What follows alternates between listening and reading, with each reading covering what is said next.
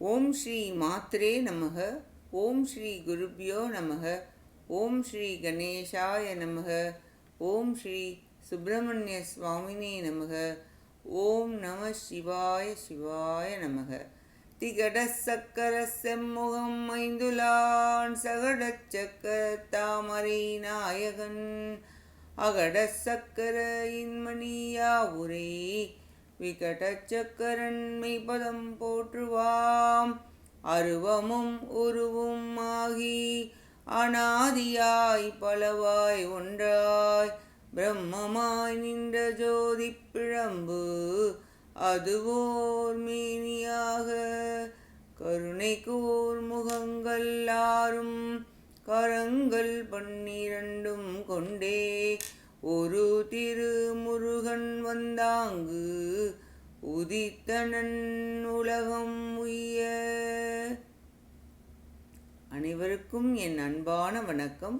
கச்சியப்பர் அருளிய கந்தபுராணத்தில் இன்று அசுரர் யாகப் படலம். இப்படலம் சூரபன்மன் 10,000 ஆண்டுகள் யாகம் செய்தல், 1000 ஆண்டுகள் விண்ணிலிருந்து தசைகளையும் இரத்தத்தையும் பொழிந்த பின் வஜ்ரகம்பத்தின் மேல் விழுந்து உயிர் துறக்க யாவரும் வருந்தியதையும் இறைவன் காணலையும் கூறுகிறது. தாயான மாயையின் கூற்றுப்படி சூரபன்மன் வடதிசை நோக்கி செல்லும் பொழுது பாதுகாப்பிற்காக படைகளை முன்னும் பின்னும் வர செய்தான். தாரகாசுரன் படை இறுதியிலும் சிங்கமுகன் முன்பக்கமும் சென்றான். நடுவில் சூரபன்மன் இருக்க படைகள் கிளம்பின. நிலமகள், பாம்புகள், மரங்கள், மேருமலை போன்ற மலைகள், தேவர்கள், கடல் என அனைத்தும் அசுரர்களின் படையுடன் மூவரும் வருவதைக் கண்டு அதிர்ந்தன, வருந்தின.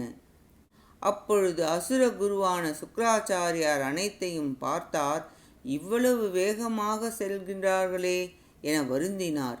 சிவபெருமானின் அருளை பெற இத்தனை வேகம் கூடாது என நினைத்து சூரபன்மன் முன் சுக்கிராச்சாரியார் மாய வித்தையால் சென்றார். சூரபன்மனை வாழ்த்தினார். தாங்கள் யார்? இங்கு வந்ததன் காரணம் என்ன? தங்களைக் கண்டால் என் மனம் உருகுகிறது, தங்கள் பால் அன்பு பெருகுகிறது என்று கூறியவுடன் சுக்கிராச்சாரியார் தான் யார் என்பதை கூறத் தொடங்கினார். அசுரகுலத்தின் குரு நான். சுக்கிரன் என்பது என்னுடைய பெயர். உனக்கு ஒரு உறுதிப் பொருளை கூற இங்கு வந்தேன் என்றார். சூரபன்மன் மிக்க மகிழ்ச்சி அடைந்தான். நீ தவம் செய்யும் பொழுது பகைவர்கள் இடையூறு செய்வர். அதிலிருந்து காக்க சிவபெருமானின் ஒப்பில்லாத மந்திரத்தை விதி முறைப்படி உபதேசிக்கின்றேன் என கூறி உபதேசித்தார். இனி பாதுகாப்பாக தவத்தை செய்வாயாக என கூறி அளவில்லா ஆசி கூறினார். சுக்கிராச்சாரியார் சென்றதும் வடதிசைக்கு சென்றனர் அனைவரும். 10,000 யோசனை தூரம் உயர்ந்த மதில்கள் சூழ அதில் படை வீரர்கள் காவலுக்கு வைத்து ஒவ்வொரு பகுதியிலும் உரிய தெய்வ மந்திரங்களை மொழிந்து வரவழைத்து காவல் காக்க செய்து மதில் வாயிலில் வீரலட்சுமியான துர்க்கையை காவலுக்கு இருக்க செய்தான். வைரவ கூட்டங்களையும் பேய்களையும் மந்திரத்தில் கூறி வரவழைத்து வேள்வியை பாதுகாக்க வைத்தான். நடுவில் 1000 யோசனை தூரம் மிக பெரிய ஆழமான யாக குண்டத்தினை அமைத்தான். ஆதிசேஷன் ஒதுங்கி நின்றான். நிலமகள் அதிர்ந்தாள். ஆலமரக் காட்டில் நடுவில் இவ்வாறு ஓமகுண்டம் நடுவில் 1, அதை சுற்றி 108, அதனை சுற்றி 1008 என்று குண்டங்களை அமைத்தான். வேள்வி செய்தலுக்குரிய பொருட்கள் யாவையும் மாயை குவித்தாள். மிருகங்களின் இறைச்சிகள், இரத்தம், கடலென சேர்ப்பித்தாள். எண்ணெய், நெய், பால், தயிர், தேன், வெண் சிறு கடுகு, மிளகு, அரிசி, மஞ்சள் பொடி, கஸ்தூரி, தர்ப்பை, கட்டைகள், பாத்திரங்கள், பொறி, தானிய வகைகள் இவ்வாறு அனைத்து பொருட்களையும் மதில் அளவு நிறைய சேர்ப்பித்தவுடன் சூரபன்மன் இவ்வாறு யாரால் செய்ய முடியும்? இனி யாகத்தை நான் செய்வேன் என கூறி மாயையின் ஆசி பெற்றான்.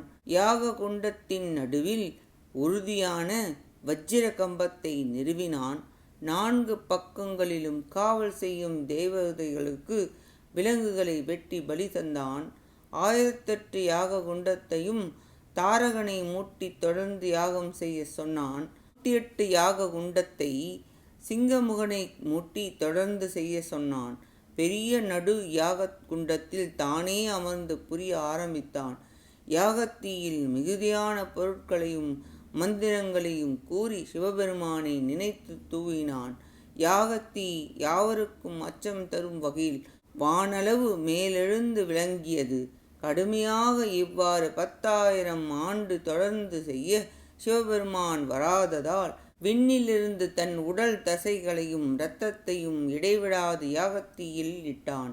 அப்பொழுதும் சிவபெருமான் வராததால் தன் தம்பியர் இருவரையும் தொடர்ந்து யாகம் செய்ய சொல்லி தான் யாக குண்டத்தின் நடுவில் உள்ள வஜ்ரகம்பத்தின் மேல் விழுந்து உயிர் துறந்தான். சூரபன்மன் இவ்வாறு இறந்தது கண்டு சிங்கமுகன் அலறி அழுதான், பலவாறு புலம்பினான்.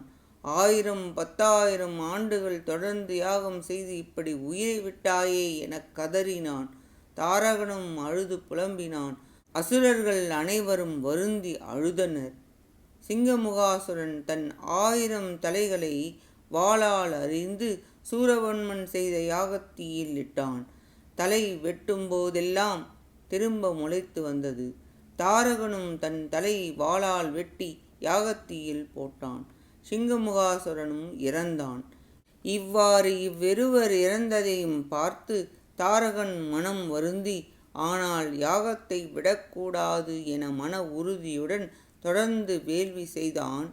சிவபெருமான் நேரடியாக கண்டருளினார்.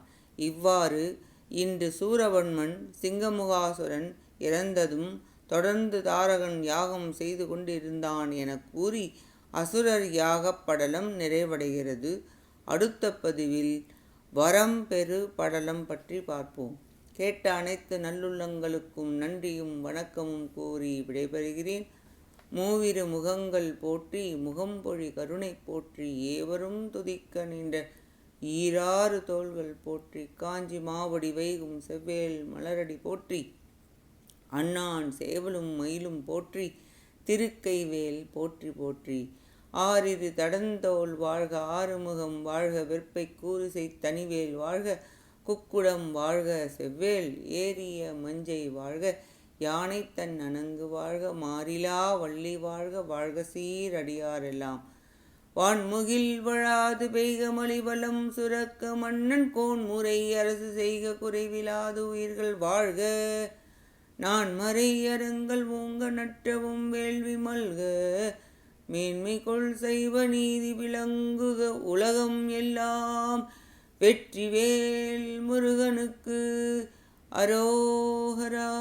காஞ்சி குமர ஓட்ட முருகனுக்கு அரோகரா. நன்றி வணக்கம்.